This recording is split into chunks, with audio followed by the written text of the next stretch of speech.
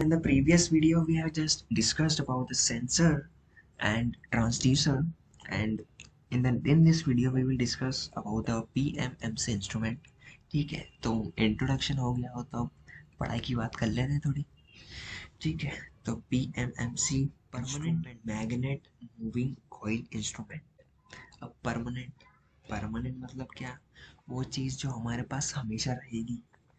ठीक है, अब जैसे कि मोबाइल फ़ोन हमेशा ही रहेगा हमारे पास, कुछ भी हो जाए. ठीक है, फिर मैग्नेट. मैग्नेट तो पता ही है हमें, खेलते थे बहुत बचपन में. मूविंग मतलब जो चीज़ जो मूव कर रही है, और कॉइल जो वाइंडिंग्स वगैरह होती है, सोलोनाइट वगैरह देखा होगा अपन ने. ठीक है, तो कॉइल वो होती है.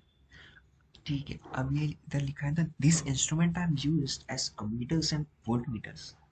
इस पॉइंट पे हम बाद में आएंगे. ठीक है, यहाँ लिखा है this is suitable for DC work only. ठीक है, अब इसका क्या मतलब हुआ? अब वो पी एम एम से इंस्ट्रूमेंट जो है वो हमें एवरेज वैल्यू फाइंड करने में यूज करता है, जो भी हमें मेजर करना हो. ठीक है, अब बहुत से बच्चों के क्वेश्चन में माइंड में ये क्वेश्चन आता होगा कि हम डीसी क्यों यूज करते हैं, एसी क्यों नहीं यूज कर सकते. तो for your kind information, the average value of one cycle of N AC is zero. क्या मतलब कि एक साइकिल, एक पूरी साइकिल के जो एवरेज वैल्यू होती है वो होती है एसी की जीरो.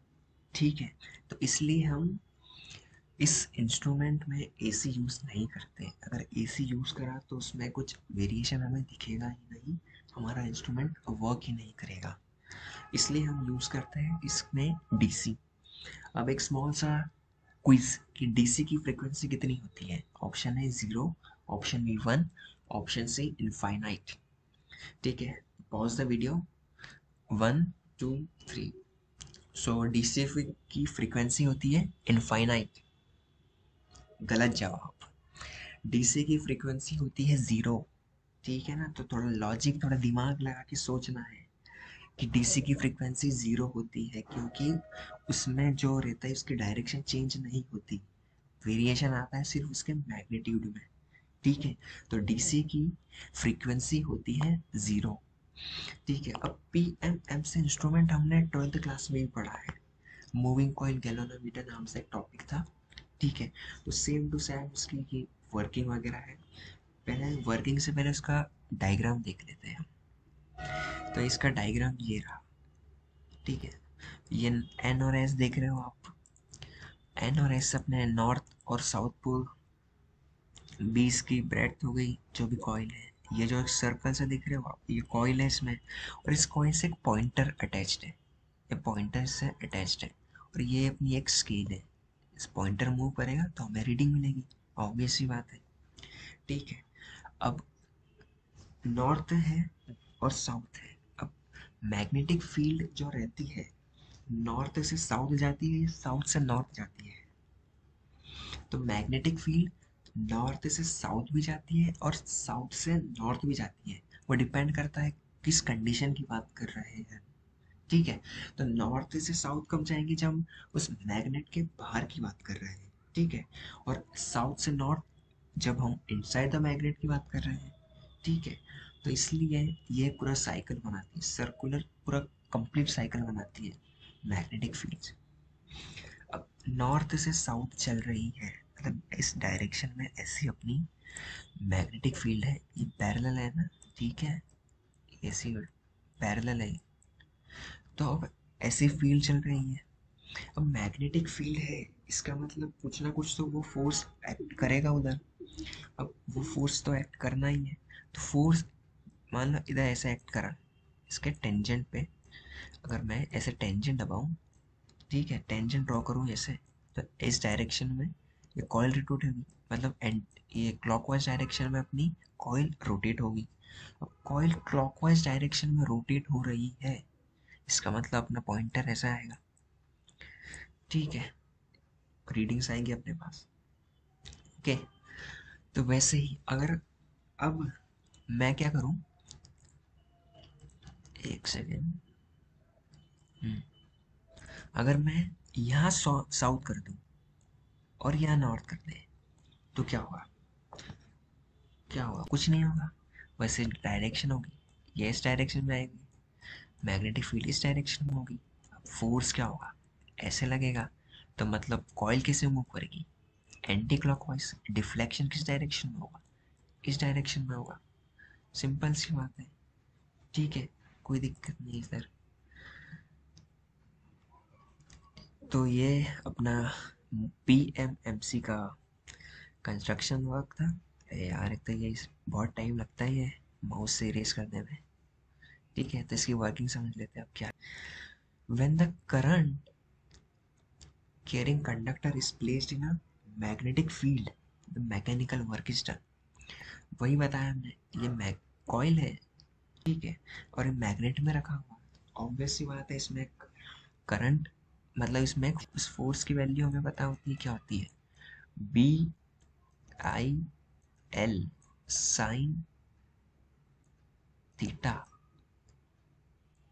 ये फोर्स की जो इक्वेशन है हमने 12th क्लास में पढ़ी है।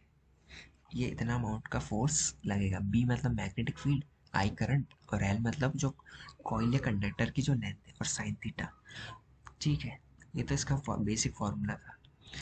हमने क्या, मतलब current carrying coil is placed in a magnetic field, the mechanical work is done. अब pointer is attached to the coil, पता है पॉइंटर अटैच्ड है। When the coil moves the pointer moves with it. अब coil जैसे rotate होगी, pointer भी rotate होगा। Okay, and scale is attached, ये स्केल है। The pointer mover over the scale gives the reading of the electrical quantity. अब जहाँ जहाँ ऐसे मूव करेगा उसकी वो मेजरमेंट देगा। This type of movement is called d'Arsonval movement. अब ये डी आर्सोनवर्ग एक साइंटिस्ट के नाम से मूवमेंट का नाम दिया गया है इसे। ठीक है, अब यहाँ नोट भी दिया है एक इम्पोर्टेंट है। नोट वगैरह जो दिए रहते हैं सबसे इम्पोर्टेंट रहता है, इसको स्किप नहीं करना चाहिए। ठीक है, क्या लिखा है? If the circuit current is large, a shunt is used so that small current flows through the instrument। मतलब अगर ये हमारे इंस्ट्रूमेंट है, अगर इसमें बाई चांस बहुत ज़्यादा अमाउंट ऑफ करंट हम यूज़, मतलब हमने भेज दिया गलती से, तो उसको क्या होगा? हमारा इंस्ट्रूमेंट खराब हो जाएगा। तो उस इफेक्ट, इसको ओवरकम करने के लिए हम क्या, एक शंट यूज़ करते हैं। शंट कुछ नहीं, शंट एक डिवाइस रहता है। शंट एक डिवाइस रहता है जो कि लार्ज अमाउंट ऑफ करंट को रोकता है फ्लो होने से। सिर्फ थोड़ा सा स्मॉल अमाउंट ऑफ करंट उसमें से फ्लो होगा, ये होता है शंट का। ठीक है, बस यही इसकी वर्किंग है। अब इसका फॉर्मूला भी है, यही जो बताया मैंने, BIL। एन मतलब इसमें नंबर ऑफ टर्न्स। ठीक है, ये कॉइल में कितने टर्न्स है, एन नंबर ऑफ टर्न्स। अब डिफ्लेक्टिंग टॉर्क का फॉर्मूला है, ये ये टी नहीं है, ये टाउ बोलते हैं इसको। ठीक है, टाउ ग्रीक लेटर है। ठीक है, क्या होता है? Force into perpendicular distance. अब फोर्स है निकाल लिया अपन ने, BILN। अब परपेंडिकुलर डिस्टेंस क्या होगी? ठीक है, अब फोर्स ऐसे डायरेक्शन में लग रहा है, परपेंडिकुलर डायरेक्शन होगी। ठीक है, परपेंडिकुलर डायरेक्शन यूज करेंगे, तो इसके परपेंडिकुलर डायरेक्शन में क्या है? इसकी ब्रेड्थ, कॉइल की जो भी ब्रेड्थ होगी वो यहाँ लिख दी। अब BINA, बी मतलब अपना magnetic field, I current, N newton, और ए कहाँ से आया भैया? ए आया L इंटू बी से, एरिया से। ठीक है, अब इसमें की ऐसा यूनिट में बहुत फर्क होता है। अब ये फोर्स है जो कि न्यूटन में मेजर करते हैं हम, और ये डिफ्लेक्टिंग टॉर्क है जो कि न्यूटन मीटर शायद यहाँ मिसप्रिंट है, मतलब गलती से लिखा है, न्यूटन मीटर होना चाहिए यहाँ पे। ठीक है, तो इसको अवॉइड कर देना, न्यूटन मीटर। न्यूटन मीटर में हम इसको मेजर करते हैं। ठीक है, अब एक पॉइंट छूट गया हमारा कि ये this instrument are used as meter and volt meter. इसका मतलब क्या होगा? ठीक है, अब हमने PMMC इंस्ट्रूमेंट पढ़ लिया। ठीक है, अब हम शॉप में गए। ठीक है, हमको PMMC मतलब खरीदना है। एक बच्चा गया शॉप में, उनने बोला शॉपकीपर को, अंकल एक PMMC इंस्ट्रूमेंट दे दो।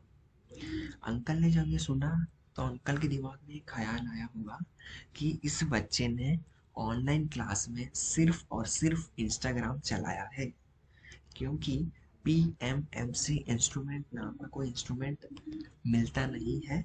ये सिर्फ पूरा एक अरेंजमेंट है जो कि volt meter, ammeter, watt meter, galvanometer, ये इन सारे डिवाइसेस में यूज करता है। इसलिए यहाँ लिखा भी है, it is use to the scale given the reading of the electrical quantity.